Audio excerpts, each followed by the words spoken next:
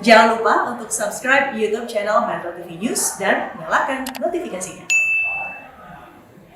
Pemirsa, masa pendaftaran partai politik sebagai calon peserta pemilu ke KPU RI akan berakhir pada hari ini 14 Agustus 2022 pukul 23:59 waktu Indonesia Barat.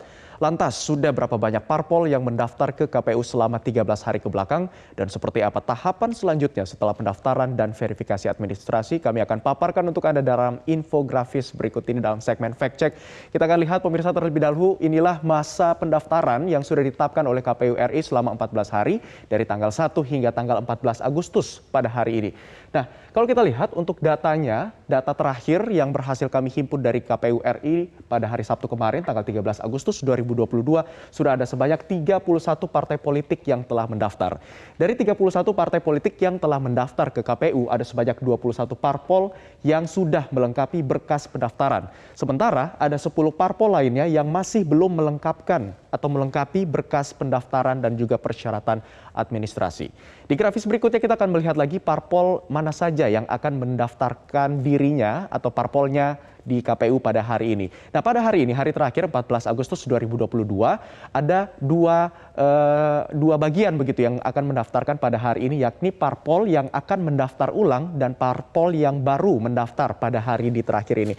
Kita lihat ini datanya, parpol yang mendaftarkan ulang, artinya parpol ini sudah mendaftarkan diri terlebih dahulu, namun ada beberapa kendala, diantaranya dokumen yang belum lengkap dan juga administrasi lainnya sehingga harus melakukan pendaftaran ulang pada hari ini. Ada 3 parpol, yang pertama Partai Republiku Indonesia dijadwalkan pada tadi pagi pukul 8 waktu Indonesia Barat. Kemudian ada Parsindo, Partai Suara Rakyat Indonesia, dijadwalkan pada pukul 9 pagi tadi waktu Indonesia Barat. Kemudian ada Partai Pelita yang dijadwalkan pada pukul 10 pagi tadi waktu Indonesia Barat untuk melakukan pendaftaran ulang karena ada beberapa dokumen, baik itu dari akun sipol dan juga beberapa administrasi lainnya yang masih belum lengkap. Sementara di grafis berikutnya kita akan melihat ada 10 parpol yang akan mendaftar ataupun yang sudah mendaftar pada hari ini. Kita lihat inilah partai politik yang mendaftar di hari terakhir pada hari ini yang dijadwalkan oleh KPU.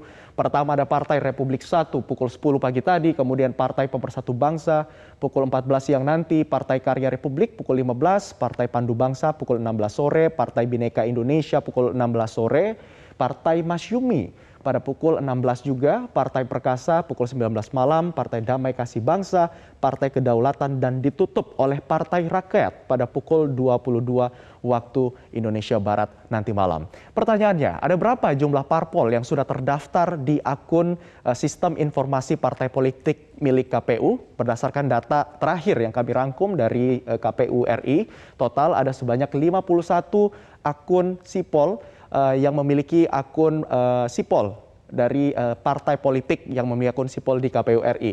Dari 51 partai politik dibagi ataupun secara detailnya ada 43 partai politik nasional, sementara sisanya ada 8 partai politik lokal Aceh yang memiliki akun di sipol milik KPU. Kemudian selanjutnya mungkin masyarakat masih bertanya-tanya apa saja sih syarat dari partai politik untuk ikut mendaftarkan sebagai peserta pemilu di 2024 mendatang.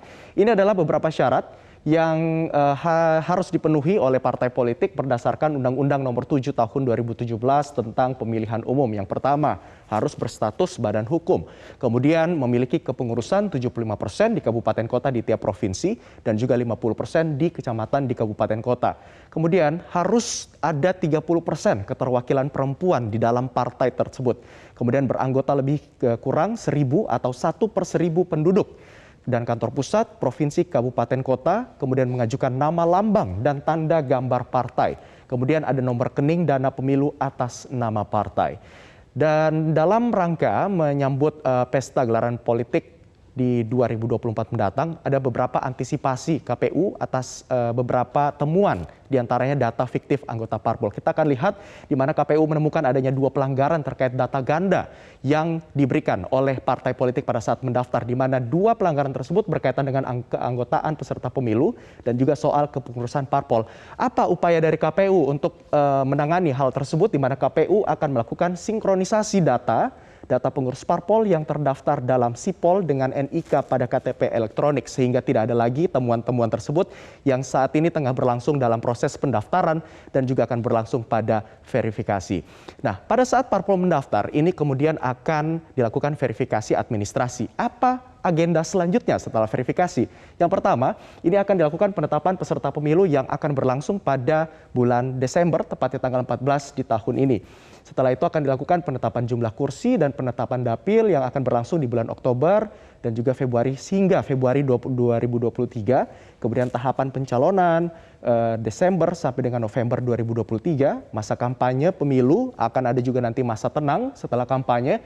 Dan yang paling ditunggu-tunggu pemirsa adalah pemungutan dan perhitungan suara. Hari pemungutan suara akan berlangsung pada tanggal 14 Februari 2024. Kemudian akan dilakukan rekapitulasi suara dari bulan Februari hingga Maret 2024. Setelah itu penetapan hasil pemilu. Jika tidak ada sengketa pemilu pada saat itu, ataupun jika ada bergantung pada putusan dari Mahkamah Konstitusi, jika ada sengketa maka akan dilakukan penetapan hasil pemilu dan selanjutnya adalah pengucapan sumpah atau janji dari Presiden dan Wakil Presiden terpilih di tahun 2024, DPR, DPRD dan juga serangkaian kepala daerah lainnya. Nah, kalau kita lihat jumlah anggaran pemilu tahun ini dianggarkan oleh KPU diusulkan sebesar 8,06 triliun rupiah. Namun pada saat pencairannya ini yang dicairkan ataupun serapan anggarannya baru mencapai 3,96 triliun. Artinya masih ada kurang yang belum dicairkan sebesar 4,3 triliun, kurang lebih berada di angka 4,3 triliun. Apa respon KPU terkait hal ini? Kita akan lihat lagi di grafis berikutnya pemirsa. Performa KPU di dalam rangka untuk pelaksanaan penyelenggaraan tahapan 2024 ini lebih baik tidak minimalis, bisa optimal lagi. Kami memohon dukungan pemerintah agar lebih dioptimalkan. Toh semua sudah melalui persetujuan DPR, kemudian banggar dan berikutnya di pemerintah. Ini kata Yulianto Sudrajat, Komisioner KPU RI, terkait respons dia masih ada 4,3 triliun sekian dana pemilu yang belum dicairkan oleh pemerintah. Selanjutnya, dalam proses pendaftaran parpol ke KPU, ini ada beberapa evaluasi yang sudah dilakukan termasuk dari Bawaslu sendiri yang melihat dan juga mengundang KPU untuk bersama-sama melakukan rapat koordinasi gelar administrasi beberapa hari yang lalu. Dalam rapat tersebut, Bawaslu mengatakan bahwa Bawaslu selalu mengawasi untuk upaya pencegahan dan pengawasan pelaksanaan sesuai dengan peraturan pada PKPU. Bawaslu juga mengatakan bahwa upaya pencegahan dan juga terus mengawasi proses teknis hingga sampai dengan hari pemilihan nanti terkait dengan kelalaian KPU pada tahapan dan teknis pemilu di 2024 nanti. Itulah terkait dengan evaluasi-evaluasi. Kita akan lihat lagi grafis terakhir pemirsa.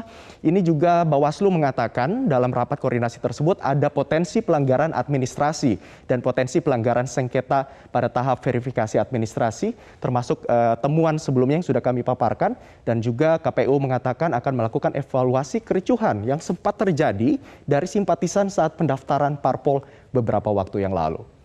Dan pemirsa, setelah melakukan pendaftaran calon peserta pemilu 2024, parpol akan menjalani verifikasi administrasi dan beberapa tahapan lainnya hingga sampai ke hari pemungutan suara di 14 Februari 2024 mendatang. Diharapkan gelaran pesta politik ini dapat berjalan dengan lancar, terutama partisipasi aktif dari Gen Z dan juga milenial sebagai pemilih baru. Demikian pemaparan dalam segmen Fact Check kali ini, kembali ke Anda Vera.